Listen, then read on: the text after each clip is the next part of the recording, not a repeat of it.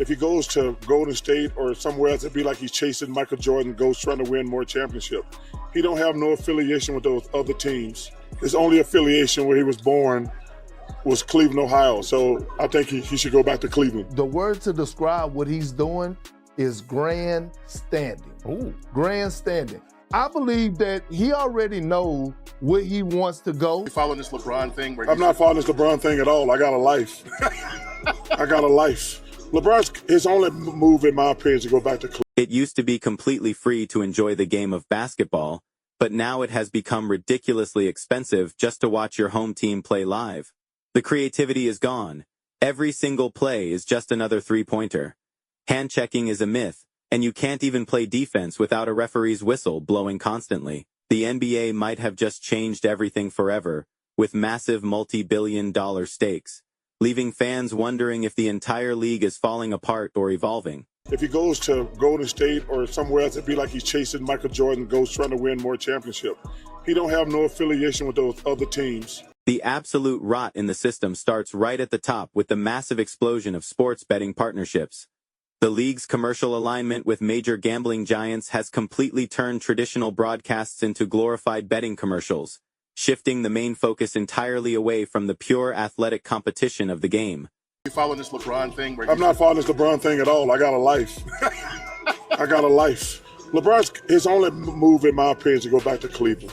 Top players like Shai Gilgeous-Alexander have frequently been accused by critics of turning the modern game into a theatrical display of exaggerations, aggressively jerking their heads backward, flopping heavily on minimal contact, and constantly baiting referees into rewarding them with cheap fouls and whistles. His only affiliation where he was born was Cleveland, Ohio, so I think he should go back to Cleveland. The annual All-Star Weekend, which was once considered the absolute pinnacle of mid-season excitement, has unfortunately devolved into a lazy and uncompetitive practice session. It completely lacks the intense pride and raw competitive fire that originally made the NBA a massive global phenomenon. But he should go to Cleveland where he grew up, and it'd be a great way to finish the story. However, looking at the bigger picture, the NBA isn't actually dying. Rather, it is undergoing a massive transformation. International interest is skyrocketing globally, with huge new broadcasting agreements, and an incredible wave of talented young superstars entering the league. He's playing at a high level. He's amazing. I love LeBron, but he should do the right thing and go back to Cleveland. So this brings us to the ultimate question that everyone is asking. Is the NBA actually falling apart at the seams, or are we simply witnessing the chaotic growing pains of a sport becoming the biggest global entity on the entire planet? If he goes to the Warriors, all they got to worry about is, do they have enough depends, Being Jr., Ben Gay, with all them old-ass geezers they have on the team. So he should not go to Golden State. If he decides to pack up and go to Golden State or somewhere else, it would look like he's desperately chasing Michael Jordan's ghost while trying to secure more championship rings. The reality is that he doesn't have any meaningful historical affiliation with those other franchises.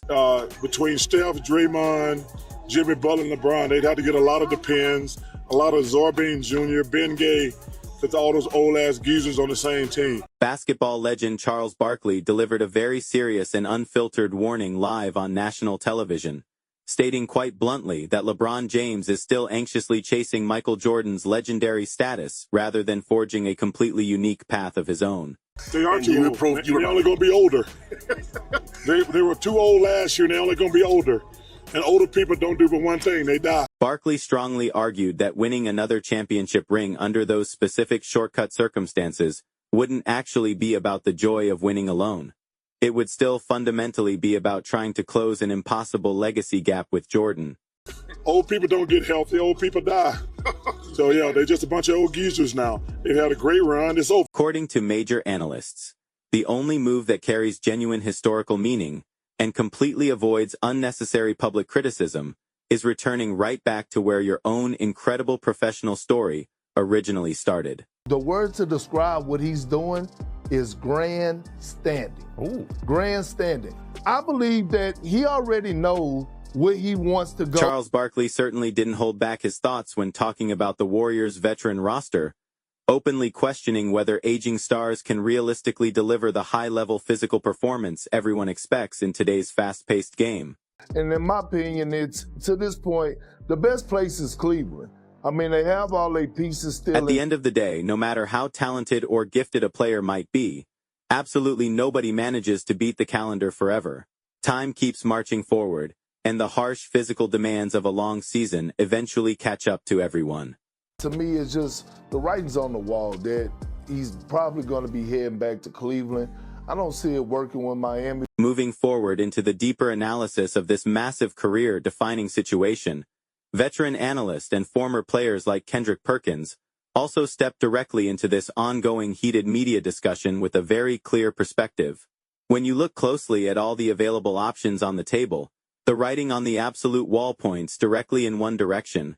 Perkins strongly emphasized that Cleveland still maintains all of their core pieces completely intact, offering a stable foundation that other destination franchises simply cannot match at this stage. Instead of dealing with the extreme pressures, heavy scrutiny, and immense roster uncertainties of forming a brand new super team in a completely different conference, going back home provides a sense of absolute organic closure. It completely changes the narrative from a desperate late-career championship chase into a poetic, meaningful homecoming that honors the fans, the city, and the very roots where a legendary legacy. Dub Nation, y'all had a good run. It's over. Y'all had a good run. As we reach the ultimate climax of this extraordinary basketball discussion, we have to look past the superficial headlines, the endless trade rumors, and the constant media noise to examine the true core of what sports legacy really represents. Every single historical great, from the pioneers of the past to the global icons of today, eventually has to face the twilight of their professional journey, and the final choices they make echo through generations of sports fans. When a player has achieved virtually every statistical milestone, broken every major scoring record, captured multiple championships, and earned hundreds of millions of dollars, the metric for success shifts away from simple accumulation and moves toward emotional resonance and authenticity, chasing an elusive ghost. Whether it is an idealized standard set by Michael Jordan or the shifting expectations of modern critics, creates an endless treadmill where the finish line constantly moves further away no matter how hard you run. Joining a temporary super team or hitching your final seasons to an aging roster in a foreign conference might secure a brief moment of collective celebration, but it will always carry the asterisk of convenience. Critics will always argue about how much help was needed and whether the triumph truly belonged to the individual or the surrounding infrastructure. On the other hand, returning to the place where the very first chapter of greatness was written offers something far more powerful than any extra ring ever could.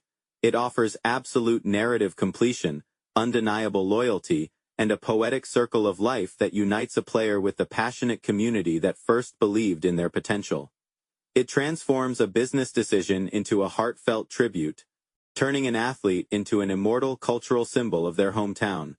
Ultimately, the choice comes down to whether a legend wants to spend their final moments running after someone else's shadow, or standing completely tall in the bright, uncompromised light of their own unique story. This monumental decision will not just define how the final buzzer sounds on an incredible career, but it will permanently dictate how history remembers the heart, soul, and character of one of the greatest competitors to ever touch a basketball.